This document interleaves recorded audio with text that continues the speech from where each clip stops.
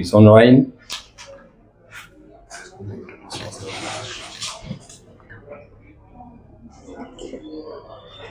Mr. Muge is there. He can give you the record of the others. Your Honor, Muge, for the accused, I think this time on everyone can just introduce themselves. We have some new advocates who will introduce themselves. May it please the court, Momani. May it please the court, Madala, for the accused persons. Wenina for the accused persons. Just a minute, very fast, huh? Too fast. Because Madala. Machala, yes. okay. Machala and who? For the accused persons, Madala and Okay, and then? Yes, all of us. We are just introducing ourselves. I'm getting the names. Yes. First, what happened? Yeah. Yours is Momani. Yes. Anybody else? Wenina.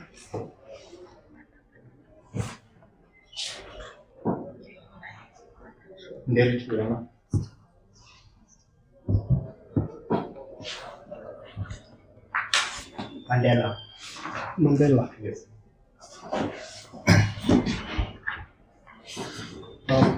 Your Honor, I also hold brief for Honorable Jerry Minor, Mr. Sakimpa, and I'll be here.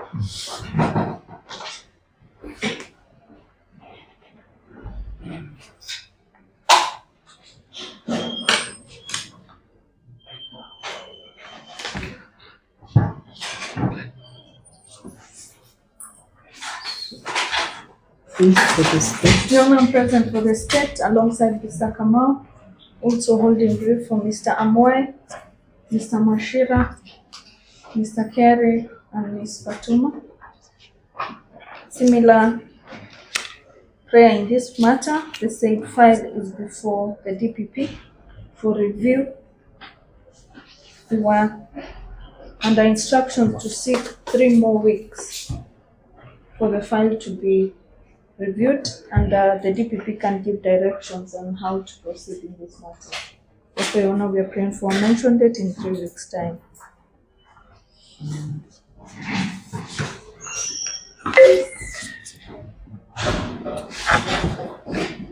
Your Honor, the defense has no objection to that.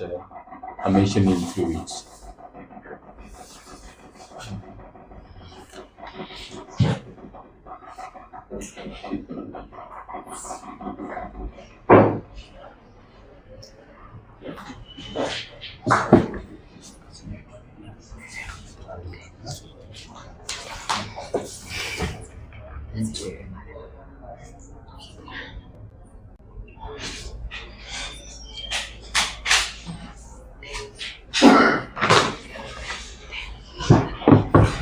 Can we take a date?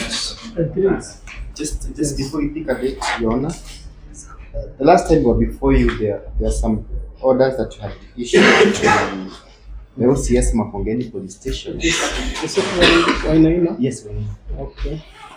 In regard to an ID card belonging to Joseph Kamau Njiri.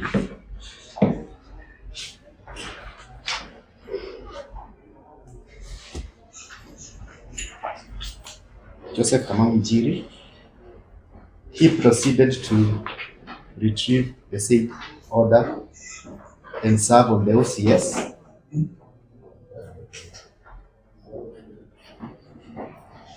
But the OCS has declined to issue the ID, or rather to release the ID, or even to give an abstract in the event that the ID is not available. We pray that summons be issued to the OCS to come and explain to the court. Given that the ID was one of the items.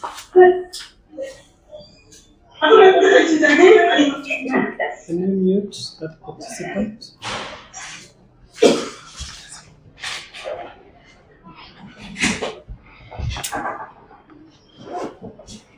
The said ID was one of the items on the inventory.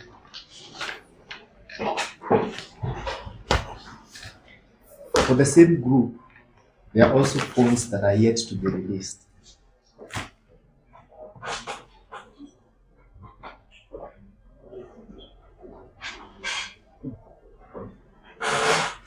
We pray that you do issue an order for all the phones to be released forthwith. That's all, Your Honor.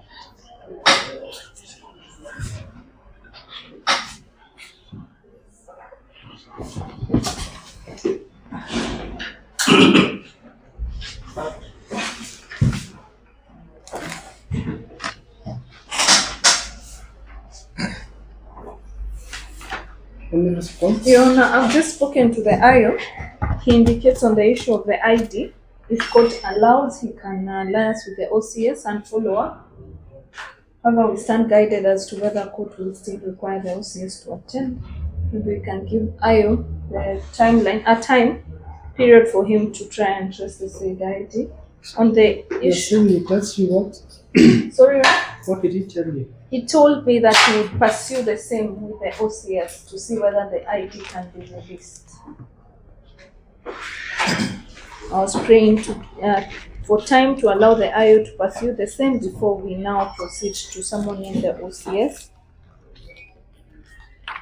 Another application also has been made for release of mobile phones. I'm also informed that the said mobile phones are still at the ICT lab, and as soon as the investigations are completed, if they're not going to be used or relied upon, we will be releasing them. As of now, Your Honor, they're still at the ICT. They're not in a position to release them.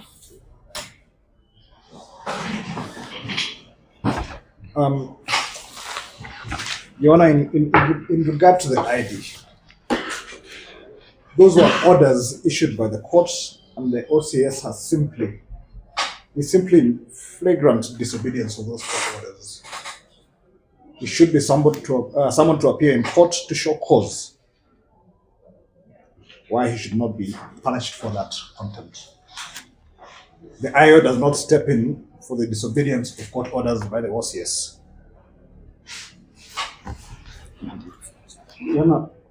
Also, in addition to that, this is a court issued by, this is an order that has already been issued by court. The least that the OCS will have done is to provide an explanation why that ID has not been released. So, it only, since these are disobedience of a court order, and as such, the OCS should be held in contempt of those court orders. In addition to the issue of phones, this is an excuse that the prosecution has for very many times come before this court to give that the phones are still under investigation. Your Honor, the accused person rely on these phones, and it has been in their custody for 60 days, and they are still claiming that they are still doing investigations. Your Honor, we pray that you issue a final order that when this matter is mentioned in court, these funds should be given back to the accused person.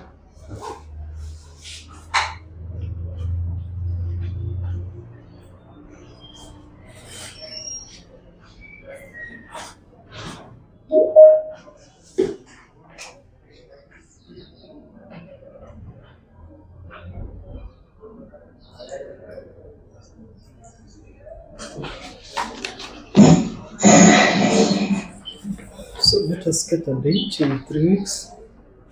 2nd of October. Is the date convenient to the parties? On our part, it's convenient, Your Honor. It's convenient to have action.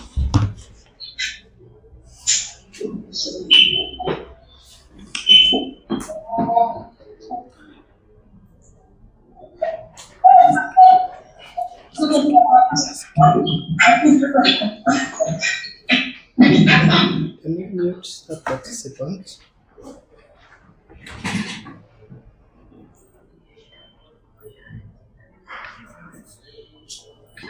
That is the OCS Makongeni. Yes. Yeah. You asking his name? Is it the OCS Makongeni? Yes, Makongeni Police Station.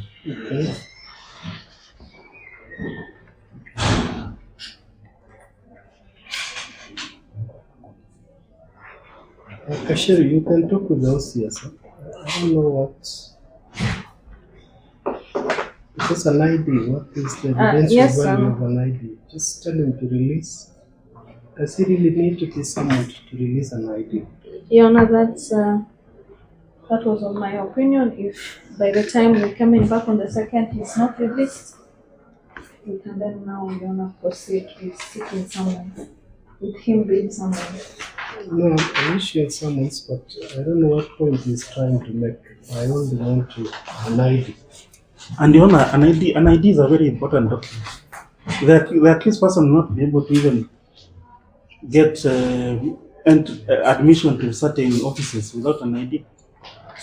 October is too far for them to, for an OCS just to produce an ID. There should be an immediate order that ID be released.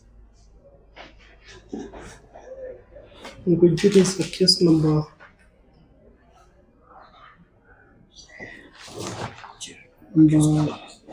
Joseph Njiri. What is injured? Case number?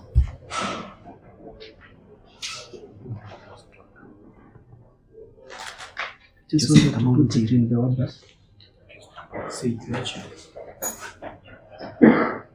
Okay, case number 7.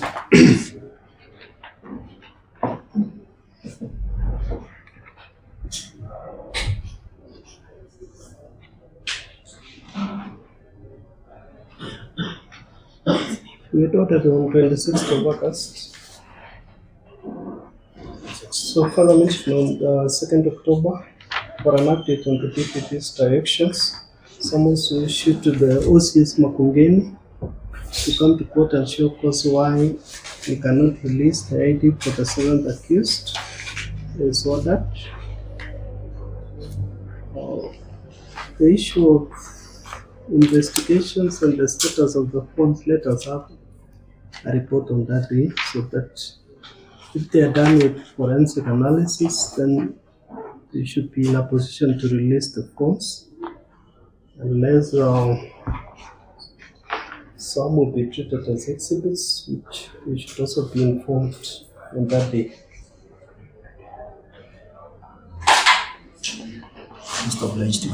Most obliged.